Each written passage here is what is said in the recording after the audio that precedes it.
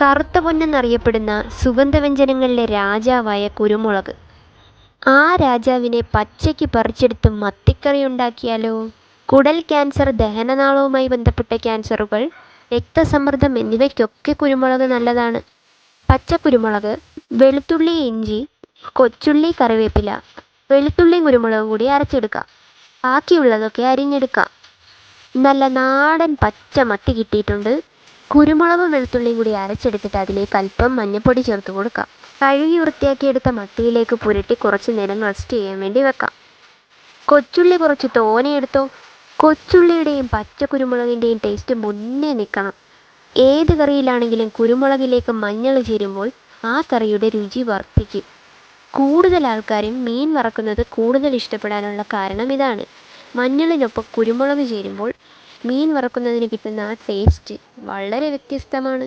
അതിനൊപ്പം തന്നെ വെളുത്തുള്ളിയും കറിവേപ്പിലയും മുളക് പൊടിയും പിന്നെ ആ എണ്ണയിലേക്ക് ചേരുമ്പോൾ എന്താ ടേസ്റ്റ്! വർണ്ണനകൾ നിർത്തിവെച്ച് എണ്ണയിലേക്ക് കടുകിടാം, ഇഞ്ചിയിടാം, വെളുത്തുള്ളിയിടാം,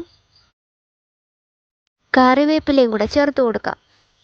എരി ഒരുപാട് വേണ്ടവർക്ക് പച്ചമുളക് ചേർത്ത് കൊടുക്കാം. ഞാനിവിടെ പച്ചമുളക് ചേർക്കുന്നില്ല, കാരണം കുരുമുളകിന് തന്നെ നല്ല എരിവുണ്ട്.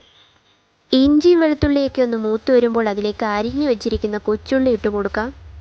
എണ്ണയിൽ കിടന്ന് നന്നായി ഒന്ന് വഴണ്ട് വരണം. ഉള്ളിയുടെ വേവും മൂപ്പും ഇതിൽ പ്രധാനമാണേ.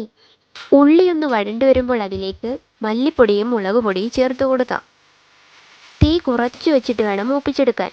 മുന്നേ വറുത്ത് പൊടിച്ചു വെച്ചിരുന്ന തേങ്ങയാണ്, ഫ്രിഡ്ജിൽ സൂക്ഷിച്ചിരുന്നത് കൊണ്ടാണ് ഇങ്ങനെ ഇരിക്കുന്നത്. ഇതിൽ നിന്നും ഒരല്പം ചേർത്ത് കൊടുക്കാം. തേങ്ങാപ്പൊടി ചേർത്തില്ലെങ്കിലും കുഴപ്പമില്ല, ഞാനിതിൽ ചേർക്കുന്നുണ്ടേ. കഴുകി വെള്ളത്തിലിട്ട് വെച്ചിരുന്ന പുളി ചേർത്ത് കൊടുക്കാം.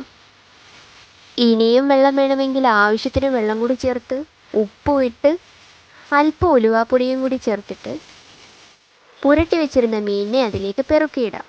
ഒരു കാര്യം ശ്രദ്ധിക്കണം, അരപ്പ് തിളച്ചിട്ട് മാത്രമേ മീനെ പറക്കിയിടാവൂ. അതാണേ അതിൻ്റെ ഒരു രീതി. പണ്ട് തൊട്ടേ നമ്മുടെ അമ്മമാരൊക്കെ പറയാറുണ്ട്, കൊച്ചേ മീൻ്റെ അരപ്പ് തിളച്ചിട്ടേ മീൻ ഇടാവൂന്ന്. ഇതിപ്പോൾ ഞാൻ പറയാനും കാരണം അത് തന്നെയാണ്. ബാക്കി വന്ന കുരുമുളകിൻ്റെ നീരും കൂടി ചേർത്ത് അടച്ചു വെച്ച് തിളപ്പിക്കാം. മീൻകറി ഒരിക്കലും തിളച്ചു മറിഞ്ഞു പോകാൻ പാടില്ല. ഒന്ന് തിളച്ചു വരുമ്പോൾ അതിൻ്റെ അടപ്പൊന്ന് നീക്കി കൊടുക്കണം. ആവശ്യം പോലെ പറ്റിച്ചെടുത്തു. പച്ചക്കുരുമുളക് മത്തിക്കറി റെഡി. അന്യായ ടേസ്റ്റാണ് കേട്ടാ.